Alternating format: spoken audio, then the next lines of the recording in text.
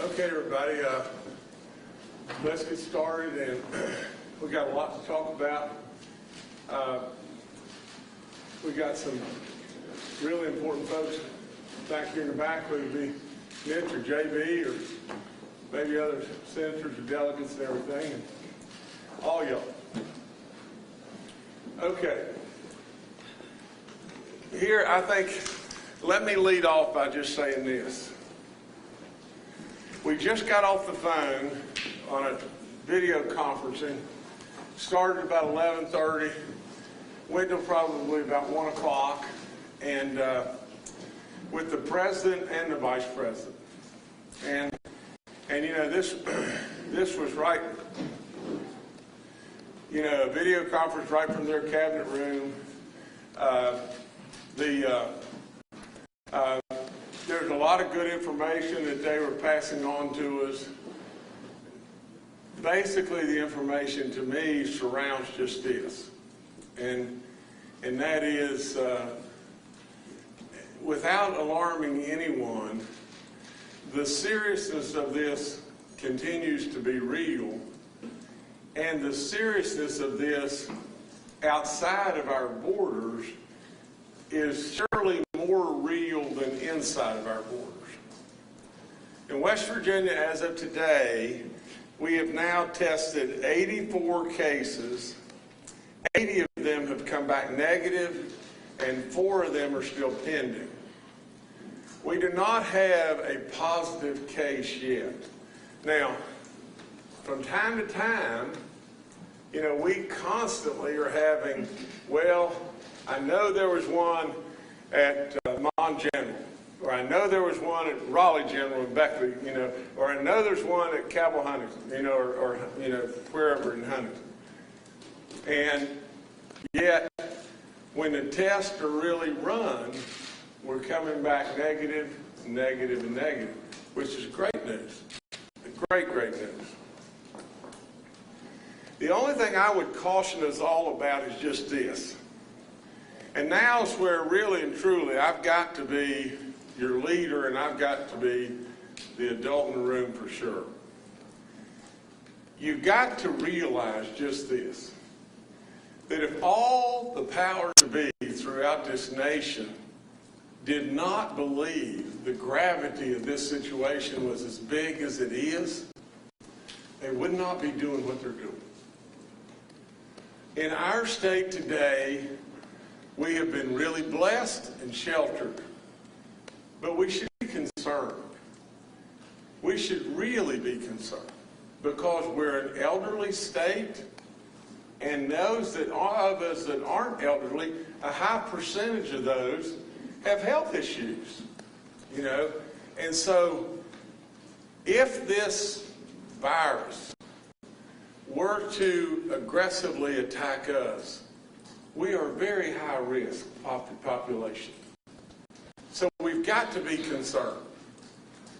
Don't be asleep at the switch. And that's why everything that started with preparedness and went to proactiveness is real that we're doing. Now, that's why I canceled the state tournament. That's why I canceled schools. That's why we're doing all the different stuff in the nursing homes and right on down the line. This is serious stuff. It's really serious stuff. In the state of West Virginia, I do not want us to be asleep at the switch because we just happen to not have a positive test. And I don't want us to look to the positive test that finally comes as somebody winning the bingo game. I mean, for crying out loud, we don't want any to come. You know, we don't want anybody to, you know, be the star of the game show because they were the hospital or they were the person that got, you know, that was the first one. We'll go through a lot of different things. I'm going to tell you I'm going to hit the highlights, and then I'll let you ask questions and everything else. The bottom line is our president is urging all of us, as I am urging all West Virginians, stay calm, be smart, use great hygiene. Take care of people that are the elderly that you can help. For crying out loud, you know, go to the grocery store for them. Absolutely try to look after them. And when you're with them, use the very best hygiene that you can use. Wash your hands. Stay at a distance. Use smart, good sense. Today we're telling everybody to stay away from crowds as much as you possibly can. Don't go to gatherings that have in excess of 50 people. Wait a minute. 1, 2, 3, 4. You know, I'll make sure. But all of that being said, the things that we don't need to do right at this point in time is make a mad rush to the grocery store. You know, I got a text from a lady, and I don't make light of this and everything. She said she was in a grocery store and the buggies were full and lined up all over the place, and there was nothing left on any of the shelves hardly. And she said a lady right behind her, you know, had 15 gallons of milk and said she was going to freeze it. And the guy in front of her had 30 loaves of bread, and she looked at him and said, "Am I missing something here?" And then all of a sudden the guy in the back says, "It's going to snow tomorrow." You know, well, we don't need to panic. Our president assured us today that he had been meeting with Publix and Walmart and Kroger's and all those people and said absolutely, without any question, we don't have a food supply issue. There's going to be plenty of food. There's going to be plenty of groceries. You don't need to make a mad rush on the grocery store. Just settle down. That's okay. Now, any person that would want to be tested, the federal government has come out and said without question all the cost would be covered on any of the testing. So you don't have to worry about having to pay to have testing. Today I'm going to declare a state of emergency for all 55 of our counties due to this outbreak and following just the follow-up from President Trump's declaration of the national emergency.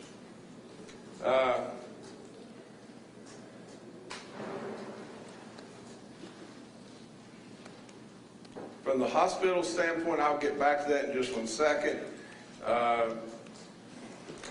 We're beginning to work on personnel policy and people coming to work, and basically I have mandated to all of our agencies that let the experts work on their own type plans. You can have people working at home, working on computers, working at home. All that would be great if they need child care or whatever like that. They need to stay home with their kids, or they're worried, or they're elderly, or whatever it may be. We'll be working through and developing programs that will enable our people to be able to work and still get all the essential stuff done and do it in a way that is the most advantageous to all of us. Clayton will be telling you about school updates.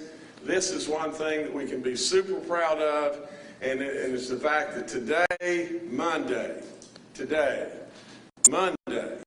you know, when all this started down the pike, we had more than 500 sites around the state that began operations to ensure that our children who would require school breakfasts and lunches would receive meals during the statewide school outage. You know, amazing. And you got a lot of people that are really, really stepping up, and whether it be the great school personnel that we have, you know, service personnel that we have, and all the great work that they have to do and everything in order to be able to ensure that we're able to do this. You've got not only that, but you've got religious groups and everything else that are jumping in and really helping in every way, shape, form, fashion as well there. All schools will be closed until at least March 27th. We'll reevaluate as we go, keep people updated. I want to commend our Attorney General for his actions to combat fraud and scams and price gouging and all that stuff that's going on. Charlotte Lane, our chairwoman of the Public Service Commission, is doing a great job to to try to give some guidance to the utility companies to say, look, you can't cut off somebody's utilities right now and everything if they're a little bit late paying their bill and all that because this situation is going on. And you've heard the health tips, and then I've got one last thing I want to tell you, but I just want to make sure that it says, wash your hands, cough into your elbow, don't touch your face, and you see me nonstop touching my face. So, I mean, it's a bad habit and everything, so just do the best you can do and go and try again to wash your hands as much as possible. Now, one last thing that I'd like to tell you is just this, is, I came up with this idea, and we're floating it around, and we're really working it right now to just see that there's resources we have around the state, like the recent, it looks like the closing of Fairmont Regional. But Fairmont Regional is going to close for a short period of time, probably 30 days. And in that 30-day period, there's going to be a transitioning of equipment that's there, moving that equipment out because it's got all kinds of liens and everything against it, lots of problems there, and moving in equipment, newer equipment, everything from WVU, all the medical records and all that kind of stuff, and the processing and all that. It's going to take about 30 days to do that, and getting the proper CONs and all that kind of stuff in place and everything, where then WVU can reopen the hospital and Fairmont General can run, or Fairmont Regional can run until, basically bridging for 24 months or so to build this new hospital, a new 100-bed hospital that the WVU is going to build in the area. And that was a great, great, great outcome from the standpoint. And just tell it like it is, guys. In the beginning, what that was it was a 10-bed hospital, emergency room, step down deep. And all of, everybody that's here surely knows my position on it. My position was just straightforward as it could be. I'm not going to tolerate that. I'm not going to have that happen if there's any way in the world. So I stood really rock solid on the fact that the 7th largest city in our state can't do without a hospital. That's all there is to it. I mean, so lo and behold, all of us got our heads together, and WVU is great. They worked really hard at it and everything else. And now we've got a full service, brand new hospital going to be built right there in Fairmont. Can't be any better.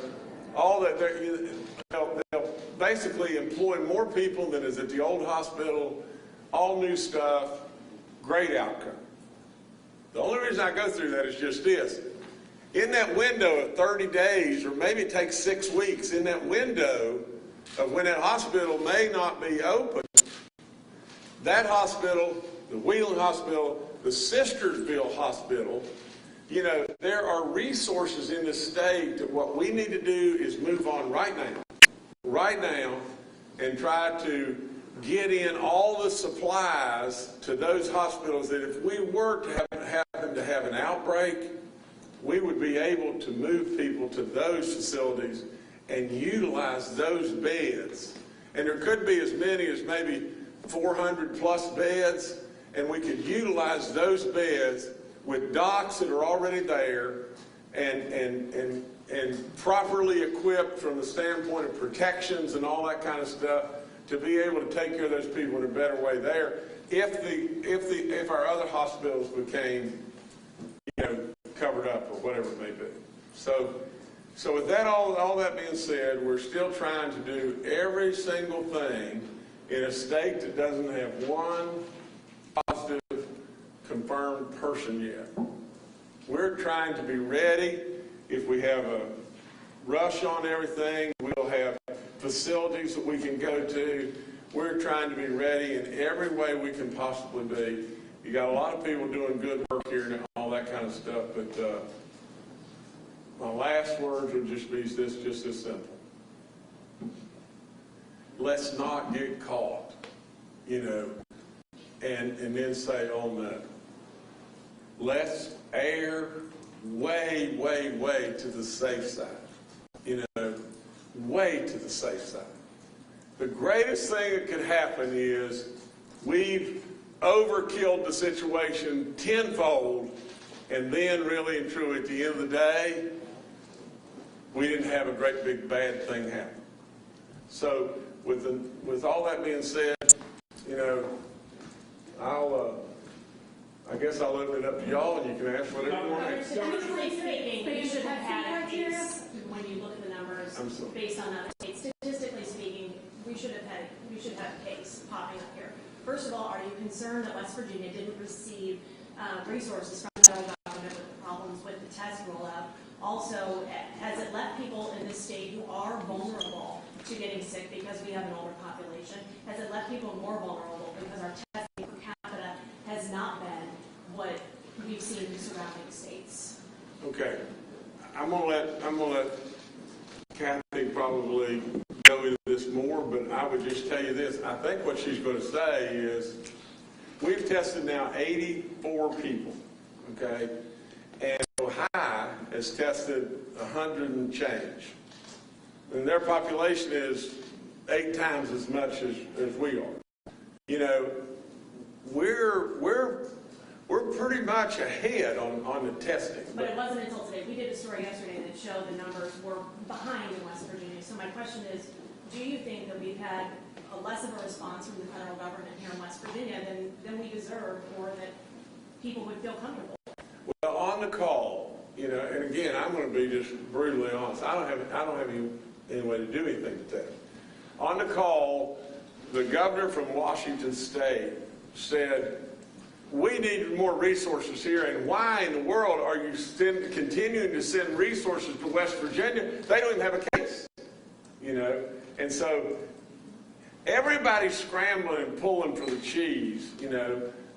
Was there any specific talk about West Virginia on that call? Oh, absolutely. Can you tell us a few details about what was said? Because it is concerning to a lot of people that there are no cases reported. Well, on the call, you know, and I don't remember specifically just the detail, but just this is, you know, the president said to me, he said, you know, what are you doing there, Jim, to keep you know, to have nobody test positive and everything? And we kind of smiled about that and everything. Everything on the call was really, really serious.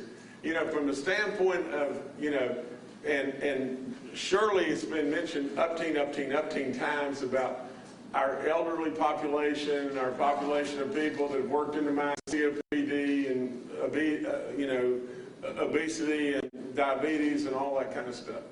You know, Amanda, the one thing that I really believe this is, I am really close to our president, and that helps in lots and lots of ways. I can't imagine that he's going to leave West Virginia just holding the back. And so I'll let Kathy. Have you received fewer tests in other states? Because there are people who wanted to be tested. I know everybody can't get tested, but there are people who want to be tested and have had some valid concerns, and they've been told no. They are valid concerns, and they're real. I would love to be able to test everybody. We have pushed out, we're currently testing folks that are seriously ill in hospitals, because that involves the infection control parameters and how the hospitals work, vulnerable populations in hospitals, and then also those that have a high risk of having been actually exposed. We've been pushing that out. We're increasing, so it's better than it was. But here's the reality.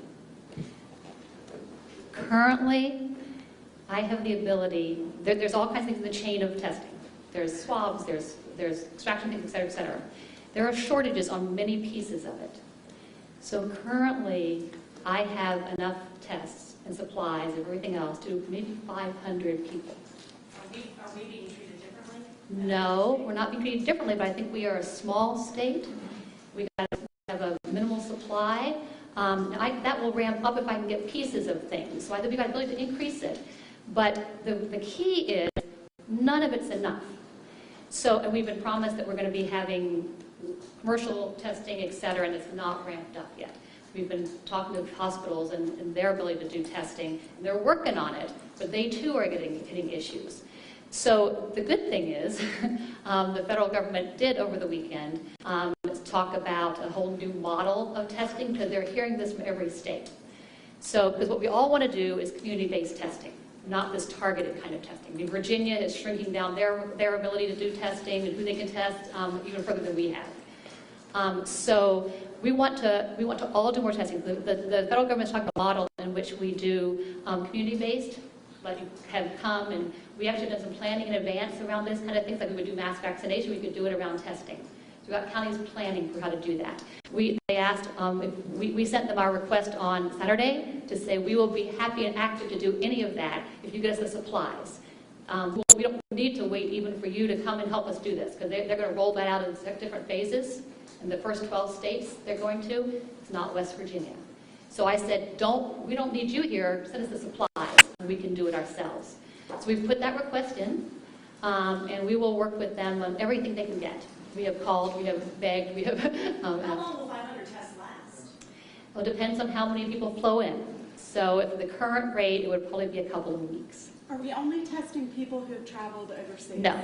We are testing, the one that we're seeing most now are the seriously ill folks in hospitals. Our guidelines are more stringent, though, than states that are surrounding us. They've closed things down there. Those people could be coming here because they don't have the opportunity to go to a restaurant. I mean, is that something that you guys are able to say to the federal government? Actually, our guidelines right now are more expansive than Virginia's.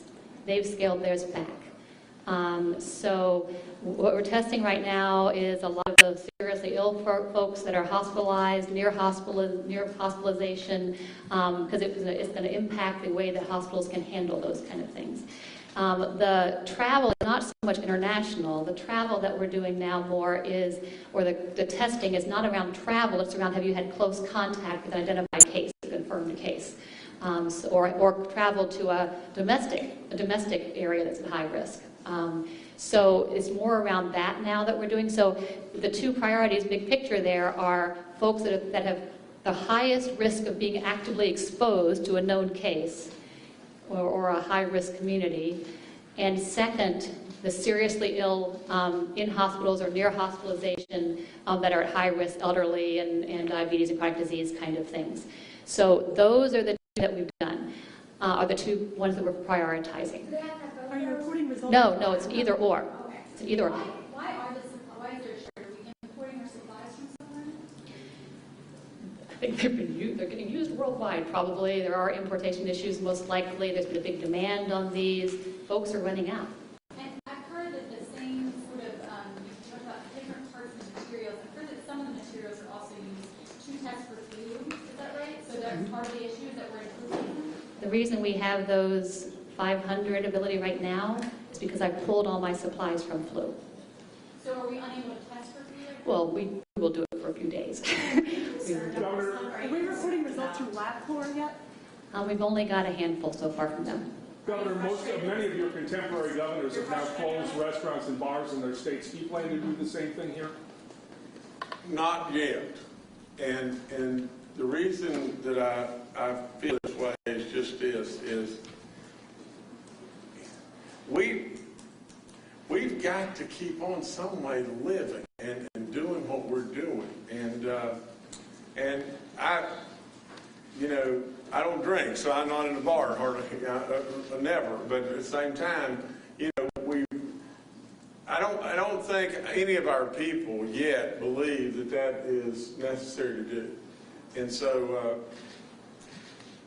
we don't watch out, and it may very well be that it comes to this, but at some point in time, if you believe, what our federal government and our federal people are working on today, they believe without question that if we don't have the supplies to do the testing now, we'll be getting the supplies. And we'll get the supplies, and the federal government is all over achieving that. As far as closing down gatherings, hopefully at a restaurant you're not all jammed in right on top of one another. And the other flip side of it is hopefully we use good sound judgment and say, it's the same thing with the bar, that from the standpoint of going and interacting with the elderly person and everything, that we use all the hygiene, and we may, just like with what happened with the schools, I was not an advocate on the first day of closing the schools, but then very, very quickly after that, the very next day, I close the schools. And it may be that we have to do that too. I want to go to Dr. Slimble on that question as well with the bars and the restaurants. Do you have any additional comment? You know, you have to, we may go to that spot at some point where, you know, right now you're looking at how can they function in ways that, again, you don't do the kind of gathering. It can be, people be further apart in smaller groups.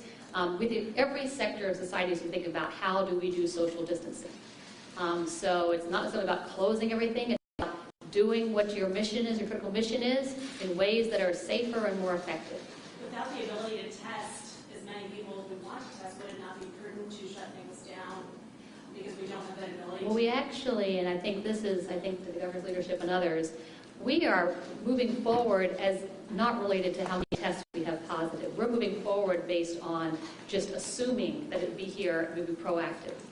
So we are not waiting for that because we know that the two things ideally that make the biggest difference really are, one, those social distancing measures, and that we all pitch in and do them.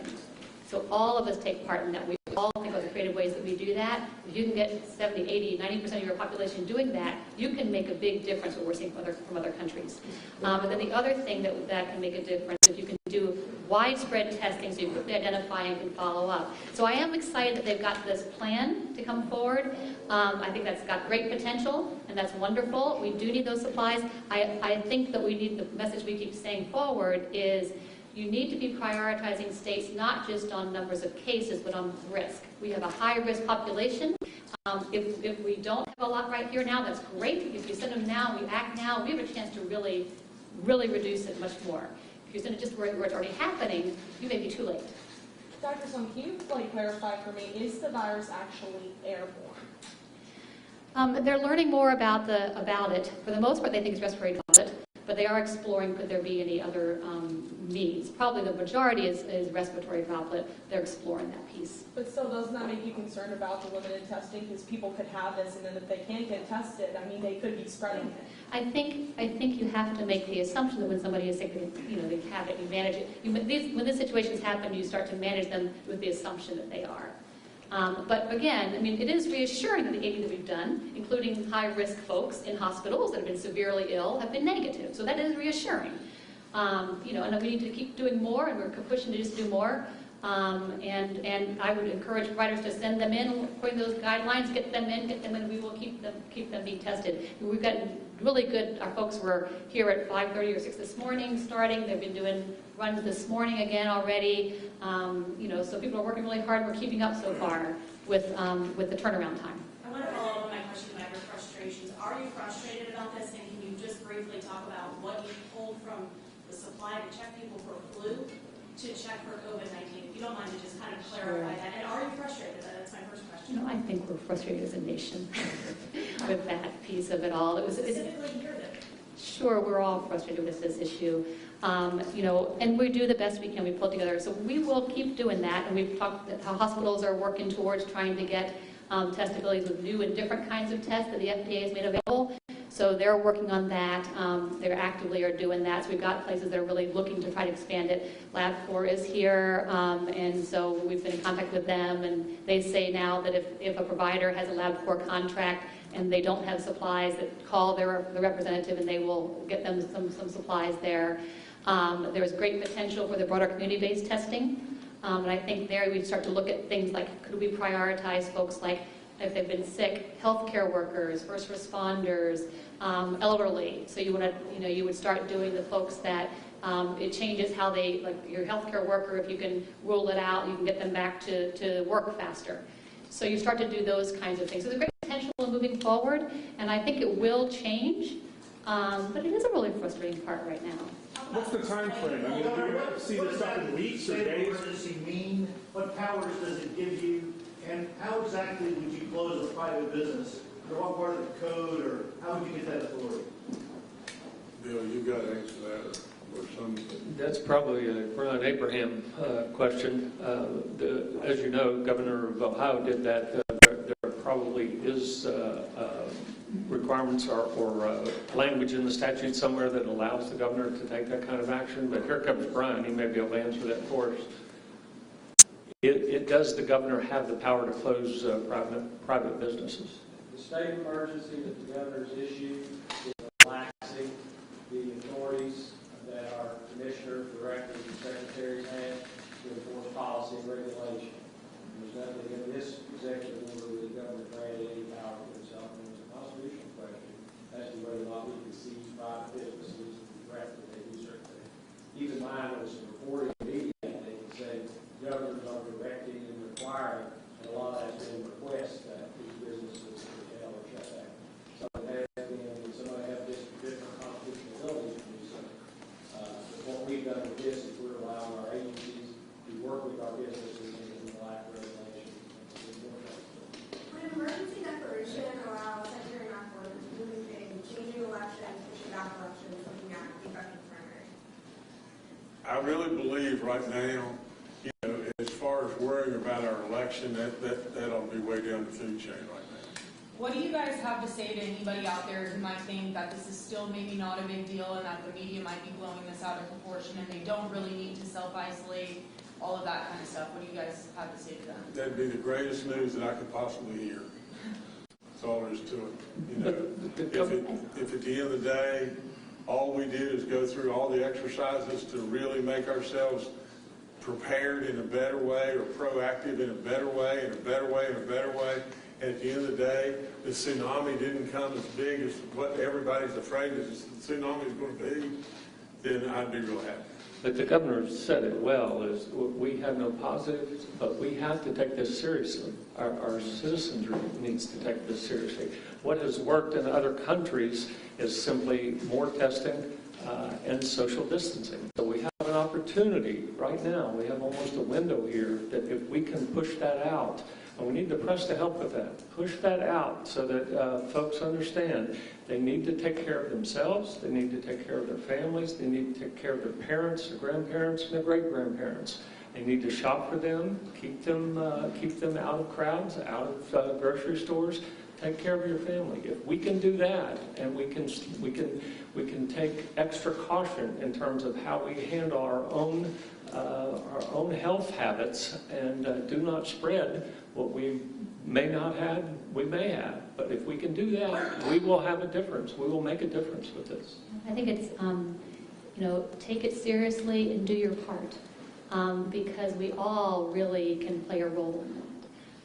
And I think we take that nervous energy that we have around this and channel it into effective actions.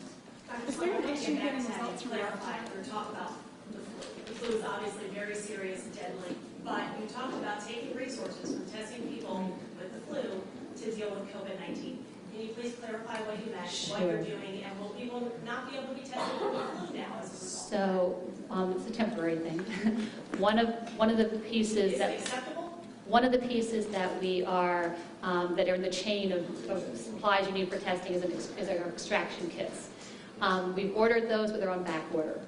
And so we don't think that they're going to come in. And we've also ordered them commercially, and they're on back order, coming in the next couple of weeks. In the meantime, I've borrowed extraction kits from my flu testing to fill in, to expand my capacity. We think they will come in within a couple of weeks, and that will double my capacity again to do testing. So I'm not stopping flu testing. In fact, it's actually really helpful for this because we try to exclude flu before we do COVID testing, because then we can conserve our resources more. So I'm not stopping flu testing. We borrowed some supplies short term while we try to get some other supplies in. So we will continue that. Any extraction kits from the federal government at all? No, we have received some. We have ordered more, and they haven't come yet. How many did we receive? I don't know the exact number, but I know that we'd like more. I don't know how soon they'll be here. Is there any delay getting results from LabCorp or issues getting results from LabCorp? No, we actually are electronically connected so that when they get a test and it gets into their electronic system, we automatically get that.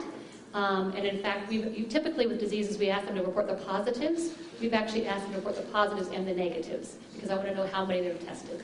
Governor, you were talking about borders work earlier. I mean, we have people that live here but work in Virginia, D.C., Maryland, Ohio, Pennsylvania.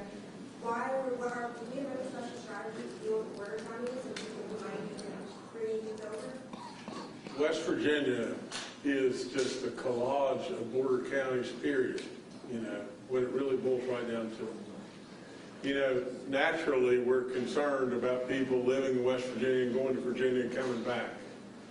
But you've got to understand just this now, and again, I want to do my job. I want to do my job right now for everybody. I want you to really listen to me, okay?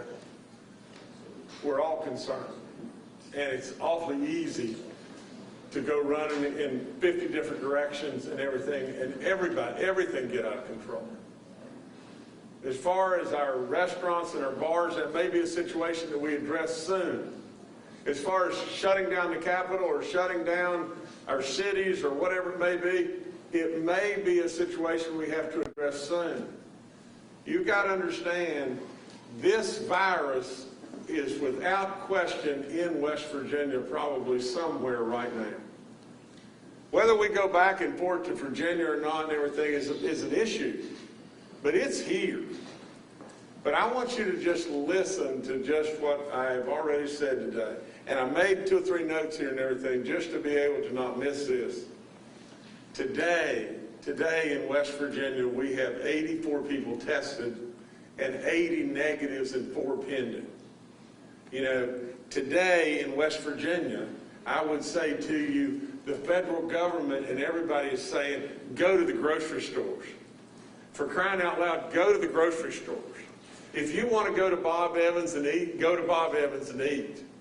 You know, if we get to the point in time where we've got to close the grocery stores and drive a truck around and whatever and bring groceries to people and everything, we'll do that. But today, don't have a mad rush on trying to buy all the toilet paper in the store. You know, we'll get back. The other things I've said is your testing there is no cost to your testing. And if you're sick, we got to get you in and test you. You're hearing from Kathy in every way, shape, form, or fashion that, and from the federal government, that testing supplies are behind. Naturally, she's frustrated. We're all frustrated. Everybody's screaming to the top of the mountain and everything. We need more, we need more, we need more. Everybody's screaming that. For God's sakes of living, let's just tell the truth. We got in a situation where 96% of our antibiotics were made in China. You know, now, everybody's caught. Everybody's caught with a dilemma. And everybody's running playing catch up right now. We have declared a state of emergency. We are working on a personnel policy. We are working on the fact that these hospitals that have beds, we're working on a contingency plan to do something with those beds. We're working on what to do with capital restrictions right here and what to do there. You know, we're absolutely doing an incredible job in feeding the kids on the very first day. You know, now our Attorney General is all over this scam deal or people price gouging. The Public Service Commission is appealing to all the utilities to don't shut somebody's power off. We've given you all the health tips under the sun. And I would go back to just this. Surely, we've got to just keep screaming and screaming and screaming. We're an elderly population. We're exposed. We've got to have more testing abilities. We've got to have this. We've got to have that. That's what we're doing. That's what we're doing to the highest heavens. That's what we're doing. But we can't stop living. We can't stop living at this point in time. Governor, can you clarify what exactly does the state of emergency mean for West Virginia? Well, I've got to defer more to Brian Abraham on the official capacity of that. But from my standpoint, it was more of a follow-up from a national state of emergency. And then if you declare a state of emergency, then there are certain things within the state that become freed up and able to move easier. Now, all those particulars, Brian is going to have to tell me. What was the question? Can you clarify exactly what a state of emergency means for West Virginia? What is that freed up, and how will that impact it? Well, under this order, it's executive order state of emergency that allows the governor to suspend certain laws and rules that we have in place. So purchasing issues, personnel issues, different types of regulations. So what we did in this one, first we declared all 55 counties a state of emergency. There's an issue we have going right now with the Small Business Administration, reached out to us this morning. They need a declaration that our businesses and our counties are effective so they can put certain of their procedures in place. So this was necessary to effectuate that. With respect to the overall idea of this executive order in a state of emergency was to allow our secretaries, directors, and commissioners the ability to waive certain rules and regulations as necessary to deal with the changing environment. Can you give us some specifics? Our personnel rules, for instance, would be one, and as the Governor mentioned, we're Or the purchasing rules that we talked about before. Right, so if we have an agency that needs to buy supplies, normally they have to go through the prolonged purchasing process, putting out a bid, etc. This frees them up to immediately go to the street and buy those supplies. Personnel rules may say that we're going to now relax the time requirements of bid work or how we work or sick days and deal with those. So it's pushing that out throughout our state. As we deal with businesses or agencies that or places that we regulate, it allows our directors or commissioners the ability, because maybe our hours are affected, the way you come in and apply for renewal for a license or an application for a license, it may be some timeline gets extended based on a case-by-case basis. It's just freeing up our agencies to do business with our public in a way that's more consistent with common sense. And can you give some specifics specifically for small businesses? I know a lot of people are really, really concerned because small businesses often deal with person-to-person interactions that are not necessarily happening now. Well, this would, as our agencies go, again, allow for, if there's some hardship on a business caused by this event, the agency would be allowed to release or waive certain restrictions in how it deals with that business.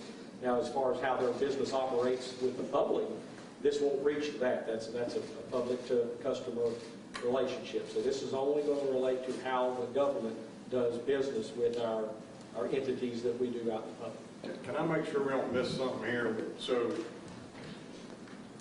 a few years back, we established a change with the state of preparedness and to augment our state of emergency. So, I just want to make sure people understand.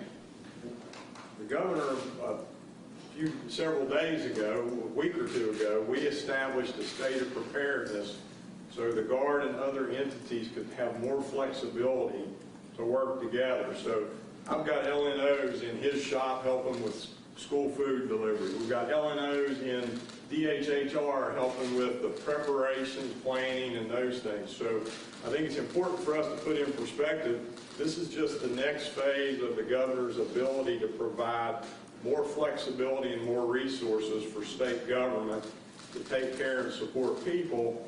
And the state of preparedness was designed to go back to the governor's point of, we got to use this as an opportunity as the citizens of the state of West Virginia to be better prepared for not just this, but for anything else that comes along. So one of the things Clayton and I talked about with Kathy and Bill this morning was, we know that school kids who are out, who may not have connectivity, normally go on to public TV. So we're going to go reach out on the public TV and put some more messaging out on things to help families prepare, medical surveillance, and those kind of things. So these are extensions of the governor's ability as the chief executive to bring all of us together and make us more focused on what we're supposed to be doing. Governor, can you touch on how food distribution went today throughout the counties? I think Clayton I think it went great. Sure. We had over 505 sites ready today at 8 a.m. to begin food distribution. I will tell you that in 48-hour periods, when the governor announced the closure of school, the number one priority put to us was to make sure the children were fed on day one. And we can say unequivocally it was done. General Warrior, the Guard, has stepped up and helped. I think we have to give a huge shout out to the service folks that stepped up, our cooks, our custodians, our bus drivers. But even though our teachers are charged to be preparing for these lessons at home, across the state, I've heard stories of teachers showing up today to help. And I think these good stories of our community and us just being true West Virginians was a prime example today, making sure every one of our children had a meal. Governor Justice, the president during a news conference that's happening right now just recommended nobody get in groups of more than 10. and limit discretionary travel. Just looking at these notes here, what are your thoughts on that? We need to dismiss, don't we? All right, now just listen. Let me just hit the real highlights one more time. I would tell all of us in our state, be concerned. Know this is serious stuff. But at the same time, it doesn't help any of us to be afraid. You know, try as best you can to live your life in a smart way and using great hygiene and all those things. You've got some real experts that have really been on top of this from day one. And we don't have a positive test as of yet in West Virginia. We will continue to test, and absolutely, we will end up with a positive test somewhere. Let's just hope and pray in every way that, again, all the good work that these people are doing, and I will promise you, we are on this every single minute of every single day. Whether it's getting the kids fed, or whether it's absolutely doing all the right things that we can do as far as the testing, whether it be the right thing as far as finding the hospital beds in case we have an emergency that we can go to, but we're on it. We're on it as the very best we can, and I would ask every West Virginian to do just this, and then we're done, and that is just this. Help each other. Look out after, be great West Virginians.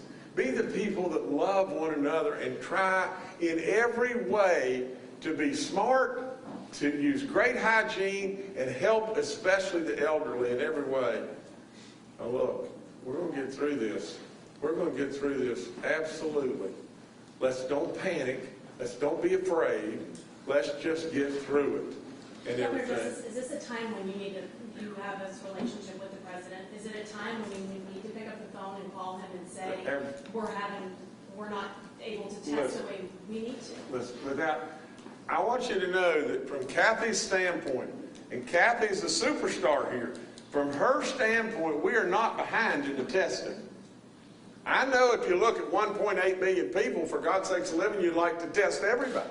You know, but if you compare to what an Ohio or whatever is doing, Kathy would tell you we're not behind. But I would tell you we're working like cats and dogs to be able to get more and more and more and more supplies here, just in case we'd have a run that we'd have to do more testing. How were we able to double the numbers overnight, the cases tested? We really reached out and pushed with folks to, especially on the hospitalized arenas, to get folks to send things in. And they picked up on those things that they've been sending. Keep in mind, if we had 2 and we went to 4, would you be concerned that we'd doubled the number? I mean, we were at 40 and we went to 80. You know, I mean, 80 compared to our population, and I hear exactly what you're saying. We need a whole lot more kits. We need a whole lot more testing abilities and all that kind of stuff. We're working it. We're working it. Governor Justice, on the call with governors today, President Trump instructed governors that they should work on trying to find more ventilators and respirators themselves. Brian Abraham mentioned purchasing earlier. Is that something you're working on? We're absolutely working it. But I think that Bill and Kathy both would tell you that they have almost exhausted that. And on the call, am I correct in that? Secretary Azar was on the television last night on the press conference who stated publicly they have thousands of respirators available at the federal level and have only had one request from one hospital for a few. That was last night in a press conference. And let me follow up. What I mean by this is this. From tasking the private sources and whatever like that, the federal government, here's exactly what they're doing. They're saying, now we want y'all all to look privately as much as you can before you come to us, but they're also saying to us, we got a mountain over here of it. So have you started doing that? Absolutely, absolutely. Dynamics and logistics of testing aside, I know it's very important, but that aside, if we had a confirmed case today or yesterday, what would we be doing differently than we're doing right now? Nothing. We're doing the right things now. You know, I think we're expecting to see a case. Why would we not? And you know, there's no magic difference between day 1 and day 2 when you see a case. Most states, when they start to see cases, that does rapidly go up. and that would not be surprising. But that's why we're putting all those things in place now and as we're ready to really pull together to do everything they can to prevent that. I think, and the governor is absolutely right, and I really appreciate his leadership with this. This really, we have to pull together as a community, and we have to together think about creative ways to function and do our regular things. It's not about closing everything. It is about doing things that sustain those operations, that sustain that connectedness among people in smart and different ways. And so I think that is what we can all do to take care of each other and ourselves and our families.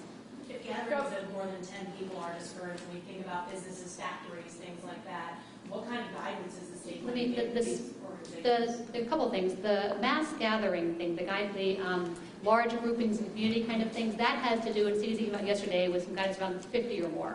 And this is just for the large gatherings. The 10 is about small meetings that you get together otherwise. It's safer with groups of 10 or under in general. So that's if you were doing a church gathering of something that was 10 or family. The more that you've got smaller groups of 10 in the same group of people, the less you intermix. It's all about not mixing folks in and out. So if you've got the same group of 10 or 12 that you're working with, and you're there every day with each other, it's a little bit less chance of exposure, etc. So it's just all about not the intermixing. So the 10 is more for a small grouping, gathering kind of things. Governor, all of these issues, again, have to do with reducing risk. If you think of it in those terms, what we're doing is just reducing the risk everywhere we can of the transmission. So keep that in mind as you move forward. Again, I want to say I appreciate had a couple of reporters who put our website and the number in your articles. We appreciate that. We need to get that word out to folks and make sure they have access to information so that they understand what they need to do and what they don't need to do. So if we look at folks being distance of 6 feet from each other, we look at social distancing, you can still get together, you can still talk to folks, you can still have gatherings. You just need to be a little more cautious and aware of the potential here. It's spring soon. Getting outside, walking around is a good thing, a healthy thing. Talking to your neighbors across the yard is a healthy thing. All those good things. Visiting a state park is a healthy thing. Governor, you said last week that you would hold these press conferences every day when I asked you, but over the weekend we heard nothing from you as far as press conferences go. That's not fair. If you go back and watch the tape, I said we would not be meeting on Saturday or Sunday, and and everything. But we will, if we have confirmed cases or we have an emergency, we will come in on Saturday and Sunday. I mean, we worked and we talked 5,000 times and all that kind of stuff. Everybody's still working nonstop. Right, but you did just say that you're, acting as if we do have a case here, and you just said just then that if we had a case we'd meet. No, we don't. I believe without question it's here. I believe that and everything. We all believe that. But we don't have a confirmed case. We don't have a positive case. Now that's not going to change much anything. Just like Kathy was saying, that's not going to change the world. We're still going to react because what we've put in place, to the best of all of our abilities, we've put in place what we think was the best moves we could make. Closing state tournament, closing schools, doing all the different things that we're doing that we've already outlined here without repeating it all. We're moving in such a proactive way, we think we are absolutely doing everything that we can possibly do to make sure that we're safe. Now, the last thing I would say is we're better off today than we were yesterday. Every day that goes by, it's going to get warmer. And there's going to be more sunshine, and there's going to be a lesser and lesser and lesser probability of a bad, bad, bad outcome. We've got to play this day by day. One of the things, Let me talk 1 second. Oh, I'm sorry. One thing. The reason why the reason to do it, if there's a case, that we would announce that, even if it's on a weekend, is not because it changes things dramatically. It's because we said we'd be honest and open with you, and we would announce it when it happens. That's the reason why there would be an announcement at that time. Yeah, and further, sometimes we don't get these reports on the tests until 8 or 9 at night. So what we will do in that case is put out a press release, so you have the information, and then have a press conference the next day. So, and the governor did say last week we won't have these on Saturday or Sunday unless we end up with a positive case, and then we would have, or unless you end up with a real need to be here. How long does it take a test to be completed? We've actually, the turnaround we've been doing right now has been about 24 hours. We have to batch them because otherwise we don't use our reagents fully. So to serve those. So the actual testing depends on how much they have to do for preliminary testing, but it's typically around 6 or 7 hours when it runs over the day. So that's roughly what it does, and we can do them in batches of 20 or so. and then we will provide a public update every evening when that happens, once we get the results, and that will be posted on our website. So we're trying to be totally open, provide the information as we get it. You may see changing times because sometimes we wait until we have a grouping that will fully utilize the resources. Sometimes, occasionally, we've got 1 or 2, we will say, okay, we'll run in the next day. So I would say we're aiming for a 1 to 3 day turnaround time. So far, we've been able to keep that. With the state saying, I mean, if we're meeting here every day, is this room being sanitized? Is the Capitol building being sanitized? Other public state buildings? We have folks, yes. It takes some extra sanitation for y'all. No, I'm just teasing. I'm just teasing everyone. Believe me, we're working on everything. Everything's good, not good.